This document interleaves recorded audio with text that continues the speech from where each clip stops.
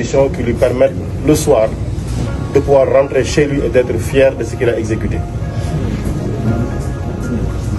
La question du contenu local, c'est pas parce qu'on est une entreprise sénégalaise qu'on peut s'exenter de respect du contenu local. Vous êtes tous assujettis à ces préoccupations-là.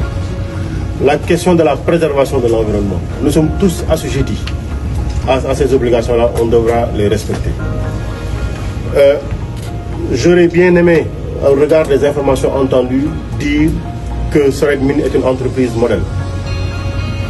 Mais vous entendez l'inspection du travail, le régional des mines, l'ITIE, l'environnement, tous ont des contentieux ouverts sur un manque de respect notoire par rapport à l'autorité qui est investie du mandat de l'État dans leur secteur d'activité. Pas de réponse, pas de respect des obligations, ça je dis tout de suite, nous le déplorons absolument et nous marquons ça comme un point d'attention sur lequel les lignes doivent bouger. Et je précise, on ne va pas durer, parce qu'après ce qu'on dira, les conclusions qu'on en fera, on les fera ailleurs.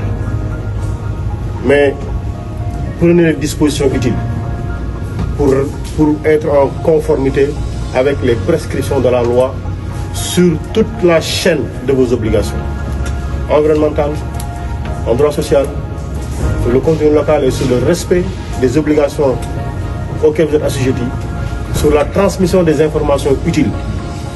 Et nous avons transmis une mise en demeure pour des informations que nous avons demandées. Ces mises en demeure-là, elles vont être complétées par toutes les requêtes présentes et confirmées sur lesquelles vous devez répondre. Je précise bien, quand vous recevrez les correspondances, vous devez répondre sous quinzaine et nous donner les informations. Comment se fait-il que les tests techniques, que vous ne puissiez pas donner au régional des mines pour appréciation? Comment est-ce possible? Donc vous êtes à peu près dans une zone où personne ne parle, on n'a aucune information. C'est pas possible. Et ça, je ne le dis pas à l'endroit de Soret Mine, je le dis à l'endroit de toutes les entreprises minières qui devront aujourd'hui et maintenant se mettre aux normes et respecter toutes leurs obligations. Et nous sommes là pour cela.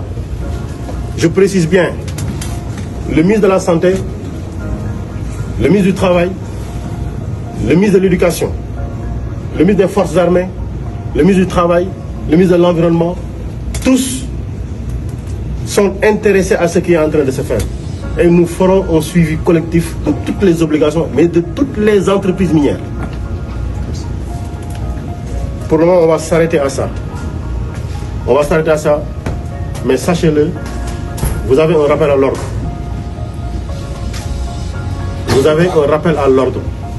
Et croyez-nous, Monsieur le Président de la République, comme Monsieur le Premier ministre, sont tout à fait déterminés à ce que les prescriptions de la loi soient respectées. Et s'il fallait prendre des mesures définitives, on les prendra. Parce que les mines, l'or, tout le monde en a besoin.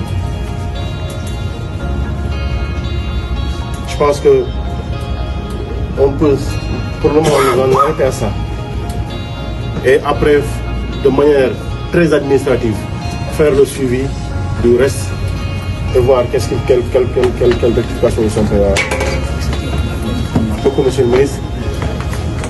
J'ai pris les noms des employés qui sont prononcés ici. Je ne voudrais pas que demain qu'ils soient inquiétés dans l'exercice de leur mission.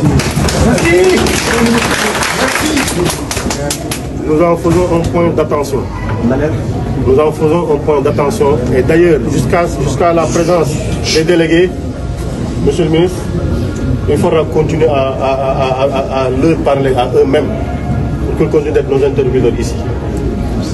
En attendant, merci beaucoup.